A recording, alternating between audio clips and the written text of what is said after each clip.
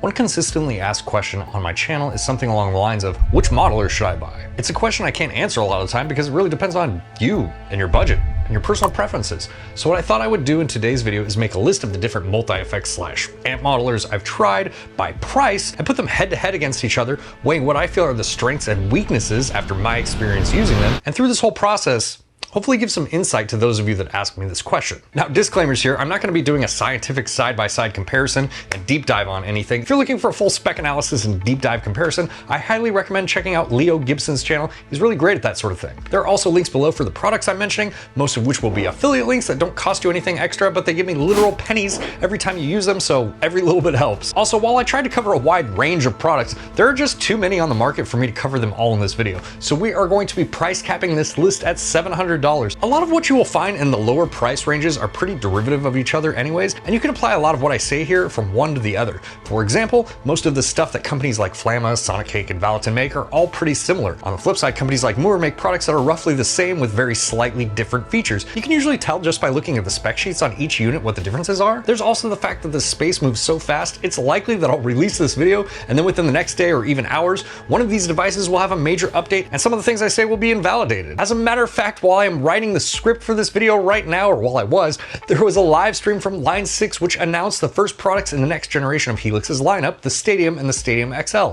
These are incredibly powerful units and outside the scope of this price bracket, but it's worth mentioning because not only will this affect the pricing on these smaller Line 6 units at some point, but I imagine within the next couple years, they will release newer products to replace the ones that I mentioned here. It is worth pointing out, however, that they specifically stated in the press conference that they plan on continuing support for the Helix line of products for the foreseeable future. And while I'm not going to cover all the functionality of the newer units here because it's a massive list of improvements and updates, the new Helix Stadium and Stadium XL will have capturing, cloning, profiling technology. It's unclear at this point if they will update these current models that I'm showing here in this video to support that feature, but I digress. See what I mean? It's really a task to keep up with the news in this space if you have any sort of life outside of YouTube and Facebook user groups. This list is also entirely subjective. The things that matter to me and my experience may or may not apply to you. I'm just trying to relay my opinions from these things, usually in the form of sarcastic cynicism or crude critiques veiled in witty puns.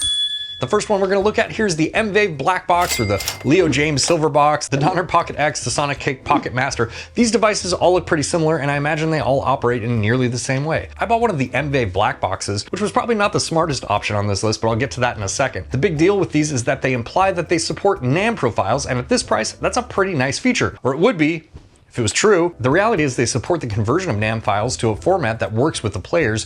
My guess is to convert them to a smaller, more efficient size to save on memory. And while we're talking about NAM profiles, there are other units on this list that support them as well, including the Hot-Tone and the 𝐓𝐇𝐀 products. They use the same conversion process, so the results vary, but back to the video. Now, when it comes to the Black Box specifically, I couldn't get the software work. You have to download it directly from the mWave site, which in itself feels sketchy, but even braving the chance that my identity would get stolen, the download format is an RAR file, or RAR, which wouldn't play friendly on my Mac, and I didn't want to pay an additional $10 for third-party software that may or may not work.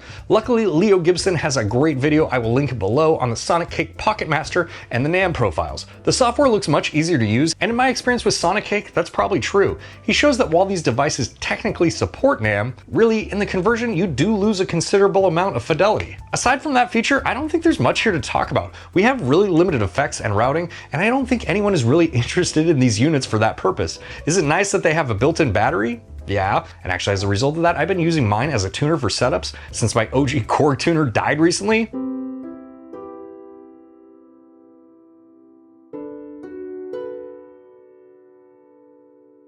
So if you were just looking for something cheap that loads NAM profiles, this is definitely one of the options ever. That brings us to the next product on this list. The tonex One Pedal is a powerhouse in an incredibly small package. While it might not have an easy to use screen-based interface like the cheaper Black Box / whatever units we just discussed, what it lacks in screens it makes up for in beans. Sorry, I didn't have a joke there.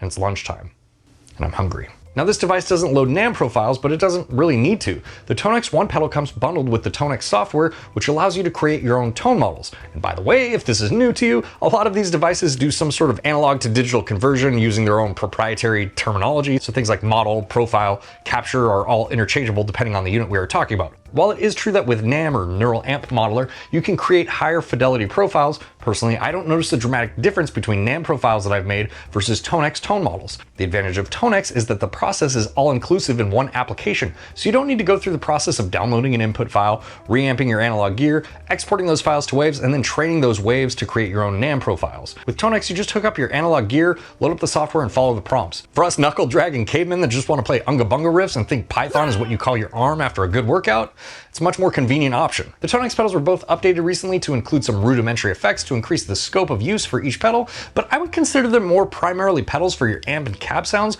with some cool extras built in, and they really fit more in the context of a bigger effects chain. Between these two, this is an easy choice for me. We're going to move forward with the Tonex 1 pedal. The next up is the Zoom MS80IR Plus. While this pedal doesn't feature any sort of profile technology, it is a competent amp modeler, meaning that it has 22 built-in amp models. It also has 12 effects included, but more importantly, it has the ability to route in stereo, which is unique in this price range. And it also lets you run cab simulation or an IR on one of the outputs while running direct on the other output, so you can send it to your power amp or cabinet, which is a nice option that adds a lot of versatility. In terms of the sound quality, I feel like the Zoom products are pretty decent. I'm not a fan of the dated LCD screens, and the navigation and the UI was a little weird, though certainly easy to get used to. But you do get a decent amount of features for your dollar here. However, since we aren't really gaining a lot of ground in the effects, and unless you need that option to run both cabinet emulation and direct to a power amp and cab, I'd stick with the Tonex 1 pedal here. Moving on to $169, we have the mooer GE150 Pro. What you will notice in a lot of these inexpensive amp modelers is that the modeling is more similar to profiles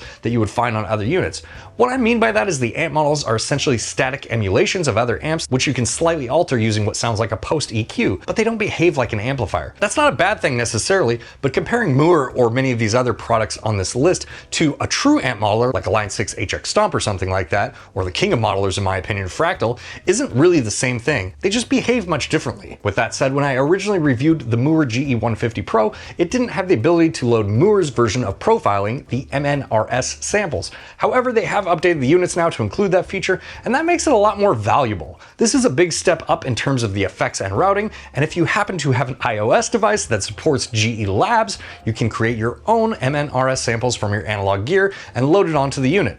Be advised though that the MNRS samples are not as high quality as the Tonex models, and you also have to jump through the hoop of using an iOS app and cloud-based web service to transfer, which I've had sort of mixed experiences with. Sometimes it works, sometimes not so much, so that might be a deal breaker for you. If it's not though, for $20 more, you're getting a lot more effects and also a stereo output, so I'm gonna have to give this one to the GE150 Pro. It's also worth mentioning that for an extra $50, you can get the battery operated version, if that's important to you. And I'm not gonna throw every GE line product in this list because there are just too many, but I will say this, every price bracket that you move up gives you slightly more things, whether it's more in and out options, the ability to rearrange your signal chain and add custom blocks, or the touchscreen. If you're into mooer products, just compare the spec sheets and find out what you need for each device. Next, we are starting to enter the no man's land of amp modelers. Like I mentioned previously, there are so many in this price range that are derivative of each other, but particularly in this $200 to $400 band. I chose the Donner Arena here to represent this price band. It's originally $269, but has been price cut to $219 as of late. However, while you do get more effects and routing options with the Donner, to me it doesn't justify the higher price. Most of the units in this range don't support any sort of profiling feature either, so we're just going to give this round to the GE150 Pro. Moving on, we have the Ampero Mini at $229. The Ampero Mini is a very interesting unit. It's based off Hot Tone's previous generation of amp modeling, but despite releasing after the Ampero 2 Stomp. While they are not quite as robust in features as the more expensive and established modelers, Hot Tone's amp models do give you more options that are in line with the amps they are recreating. This is more true with their newer generation of products, but it can be seen on the Ampero Mini as well. And while we do get significantly more and improved effects with the Ampero Mini, it does really feel dated, especially considering the newer generation Ampero 2 Stomp was already out when it released. I'm still sticking with the GE150 Pro here. Next up is the $269 Flamma FX150. The Flamma FX series definitely falls in line with the Donner Arena. They offer a lot of the same things, and using these products is a real similar experience. If you like one over the other, then go with that, but I'm just gonna move forward and stick with the GE150 Pro again. Next up, we have the $329 NUX MG30. I reviewed the NUX MG30 on its launch, and while I appreciated its improved graphics, which at the time were pretty novel, I had an issue with the high gain tones. I personally don't like to use IRs if I don't have to, and I generally run this type of unit into a power amp and cab, so take that into consideration. But I found the high end on the NUX products to be scratchy and kind of harsh. This was also true with the Amp Academy pedal and even the little headphone practice amp thing that I checked out years ago. I'm not sure what it is, but yeah, I just really couldn't get along with their high gain models, which is unfortunate because I really like the design of their products. So for this reason, I'm sticking with the GE150 Pro. Next up, we have the OG Tonex pedal. Right now it's on sale for $349, but its typical price is $399. It offers everything the Tonex One does and more. It has stereo outputs, MIDI in and out, and even though it has what feels like a screen from 1996, it does have one. It also benefits from the updated effects that we saw last year with the Tonex One pedal as well. And when you add in the bundled software of Tonex Max and Amplitude, you get a lot for your money. And for that reason, I'm gonna have to pick the Tonex pedal here moving forward. Next up is the $439 Boss GX10. Look, if you saw my video here on the Boss GT1000, I had high hopes for the GX10 since its user interface looked to be a big upgrade from the GT1000, which was my main issue with that product. But I was really disappointed with the user interface. It feels like Boss doesn't understand how users navigate their products or are completely apathetic to it. For example, when you go to load a new effect in your signal chain, rather than give you a list of organized effects, you just get all of them all at once, and you have to scroll through and find the thing that you're looking for. In the age of touchscreen modelers, it just feels like a big miss. And I love Boss products. I use the Tube Amp Expander almost every single day, and the Katana is consistently one of my top recommendations when it comes to inexpensive amplifiers. But the learning curve with the GX10 is pretty steep, and it just kind of makes the experience unenjoyable for me. Look, I know there are a lot of people out there that proudly stand by all Boss products, but search your heart. You know they could do this a lot better than they did. That being said, you do get a lot of effects and features for a really attractive price. Boss also has significantly more processing power than other units in this price bracket, and that is definitely the strength of this unit. If that matters to you and you are fine with the learning curve, more power to you. But overall, for me personally, I would rather stick with the Tonex pedal here. Next up, we have the $499 Hot Tone Ampero 2 Stomp. This was one of my favorite units when it came out, and after using the Boss products, this feels like a breath of fresh air. Everything is incredibly intuitive and easy to navigate. When it comes to the amp modeling, we start seeing features that you would find on the actual amplifier counterparts. Like my favorite is this Ingle Saga or Ingle Savage. It has a deep switch and different mid controls, and it's just a really nice touch. And when I was talking about modelers earlier in this list, this feels like a real amp modeler and not just a profiler player with a post EQ. It also has a massive amount of effects and routing options, and now with a recent update, it supports making sound clones, Hot Tone's version of profiling, as well as supporting NAM conversion if you have some NAM packs that you already like. The big downside of this unit is the memory. In my experience, I found that a single instance of a clone will use about 33% of the memory, and putting a drive in front of that put me at about 72% usage. Some of the effects use dramatically more memory than others, and I can't say if this will be updated with some efficiency improvements, but it's definitely the Achilles heel if you want to use some of the more robust effects as well as clones. Ultimately, you can work around it, but it's definitely something to be aware of.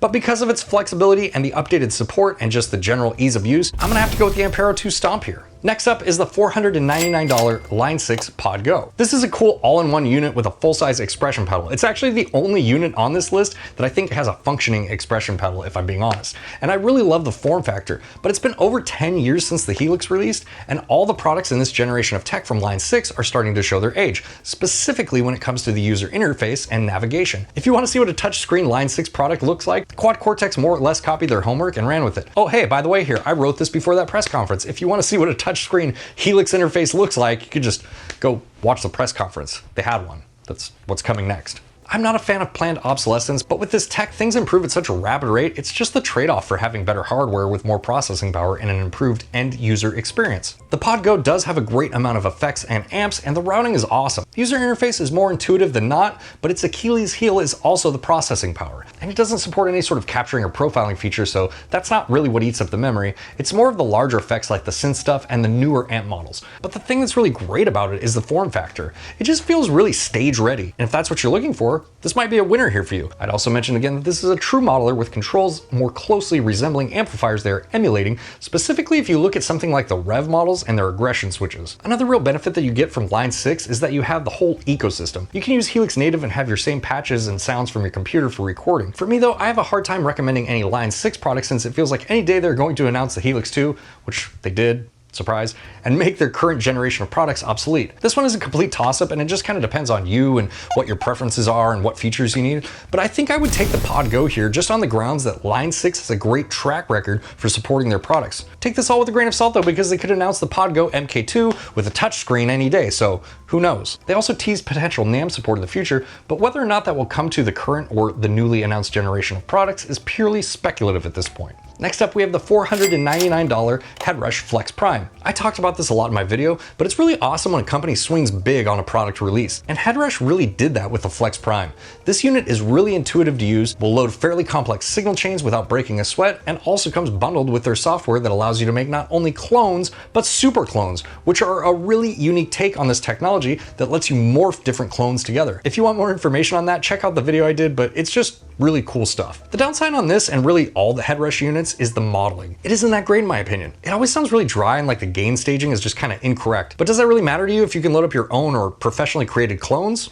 I like this a lot. I like what headrush is doing, and I think this wins the round for me. Next up, we have the $519 mooer GS1000. This is probably my favorite product from mooer. It has all of the features you've come to know and love from the GE line, but now you can create MNRS samples with the actual unit itself and skip that silly iPad nonsense. These, like their other intelligent units, have battery-powered counterparts for a mere pittance more. So if that's appealing to you, hey, you have options, sweaty. But where this falls short for me is it feels too same-ish to all their other products. In my video on this, I even said that I hoped that they would heavily support this and make it feel like a new product instead of being derivative of all the other things that they've done. So the jury is still out on that, but here's hoping. All in all though, I think I'd probably just stick with the headrush on this one. Next up, we have the $559 Neural DSP Nano Cortex. Small, compact, very limited in the scope of what it does, more similar to something like the Tonex pedal. However, it has Bluetooth functionality and you can control it from your phone. It's actually a necessity for the majority of the functions. Now for a lot of you, you hate that and I totally respect it, but for me, it's convenient. I like what it does a lot, and I think with the recent update that improved and added effects, it's much more flushed out and feels more like a small quad cortex than before.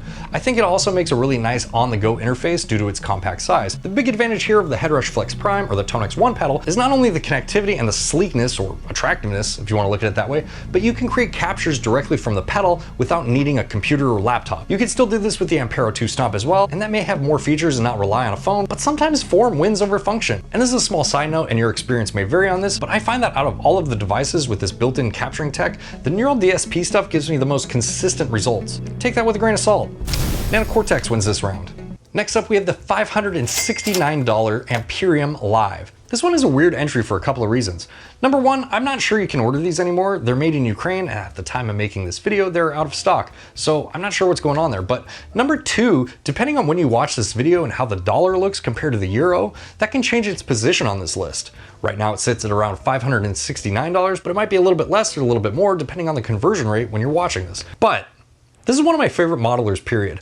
The amp models are created with such high attention to detail. Every switch, every mode that exists on the amp that is being modeled is there for you in the modeler. There's a decent amount of effects and routing as well, but the modeling is really where it's at for me. The user interface is basically non-existent, meaning that the only reliable way to use this is by using your phone, which we touched on how I feel about that earlier. But if you can get past that, there is so much to tinker with on this device. You can swap your preamp tubes, change the power amp section completely, change the bias, all very amp-centric tweaks. It doesn't have any profiling or capturing, but it does support NAND profiles. Honestly though, I haven't tried using them, and I've never once wanted to try that feature because the modeling aspect is so satisfying. Look, as much as it would be beneficial for me to pass on this and suggest something that I can actually affiliate link to you, I gotta be honest, this is the most fun that I've had with the multi-effects unit in a really long time, and that aspect is really important to me. If you can get your hands on an Amperium Live, I highly suggest it, and it wins this round for me. Next up, we have the $599 Hot-Tone Ampero 2. This is the flagship of Hot-Tone's lineup. Sort of. It gets weird.